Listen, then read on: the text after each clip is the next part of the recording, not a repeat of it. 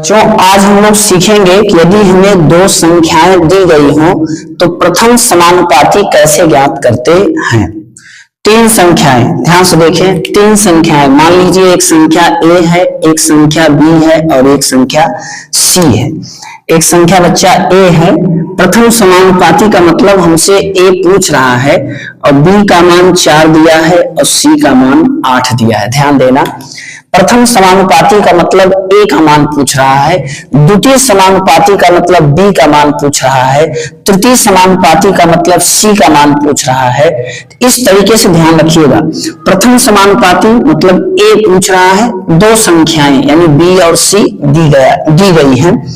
इसको सॉल्व करने का सबसे बेस्ट तरीका क्या है, पहले हम ऐसे लिखेंगे a is to b और b is to c। इस तरीके से पहले हम संख्या को लिखेंगे, ठीक है। अब बच्चों हम इसको ऐसे लिख सकते हैं, ऐसे लिख सकते हैं a अपान b, इसका मतलब और इक्वल टू इसका मतलब b अपान c। बच्चे या फिर हम इसको ऐसे लिख सकते हैं, या पीरियड मल्टीप्लाई, इसका मल्टीप्लाई हम इसमें करेंगे, इसका मल्टीप्लाई हम इसमें, तो b का b में a का c में, तो a into C equal to B square. अब हमसे a पूछा है तो a बराबर हो जाएगा b square upon c। b का मान बच्चा 4, तो 4 का वर्ग और c का मान बच्चा 8, तो 4 का वर्ग 16 बटे 8 यानी 2। तो प्रथम समानुपाती इस तरीके से निकाली जाती है।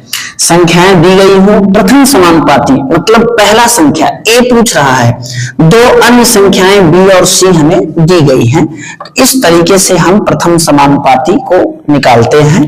अगर प्रथम समानुपाती का मान निकालने का तरीका आपको मेरे द्वारा बताया गया तरीका अच्छा लगा हो तो हमारे चैनल को लाइक, सब्सक्राइब और शेयर जरूर करें, और ऐसे शॉर्ट्स प्रतिदिन आपको देखते रहिए, मिलता रहेगा।